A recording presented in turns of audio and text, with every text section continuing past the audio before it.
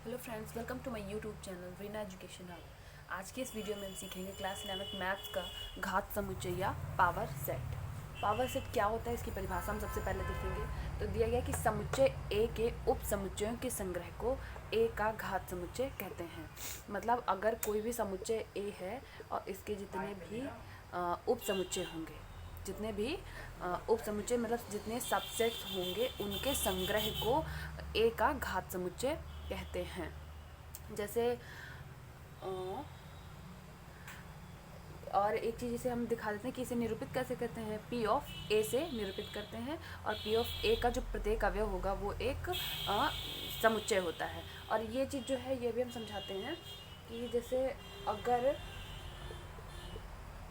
अभी आपको एग्जांपल से सारी चीज़ें समझ में आ जाएंगी।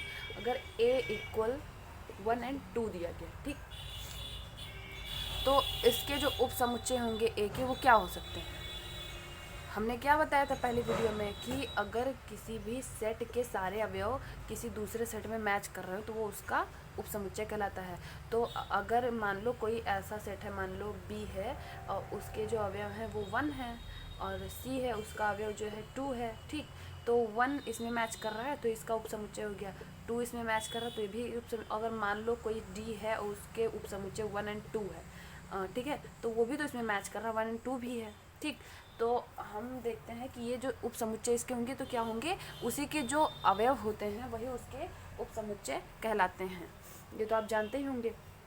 और हमने इसके भी पहले वीडियो में बताया है कि जो प्रत्येक रिक्त समुच्चय होता है वो सभी समुच्चयों का उप समुच्चय होता है। तो अगर a इक्वल 1 और 2 दिया गया है तो इसके सभी उप समुच्चय क्या हो सकते हैं। एक हो गया 1, सभी उप समुच्चय होंगे क्या होंगे, 1 हो गया। सबसे पहले तो रिक्त समुच्चय होगा ना।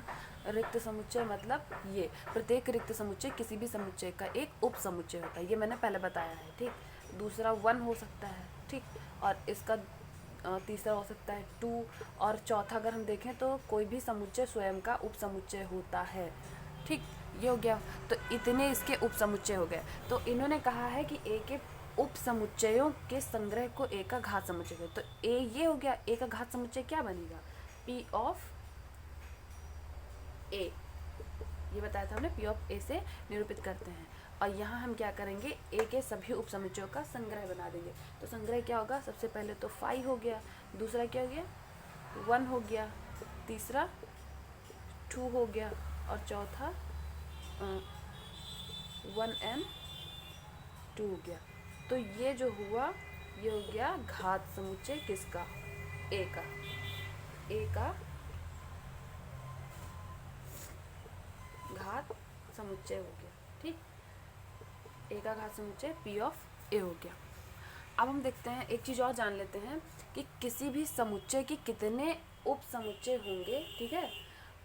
ये चीज़ कैसे हम निकाल सकते हैं, कितने उप समुच्चय से, 1 और 2, इसके अवयव थे, ठीक। तो इसके कितने उप समुच्चय हुए, 4 हुए। इसको हम कैसे जान सकते हैं, इसको भी हम व्यापक रूप देख लेते हैं। तो अगर m of a, number of a, मतलब जो अवयव होंगे n ऑफ ए m है, ठीक। तो ये होगा n ऑफ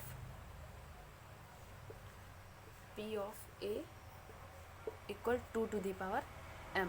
मतलब जितने अवयव होंगे वो 2 की घात पे करके हमें पता चल सकता है कि किसी के भी घात समुच्चय कितने होंगे, ठीक।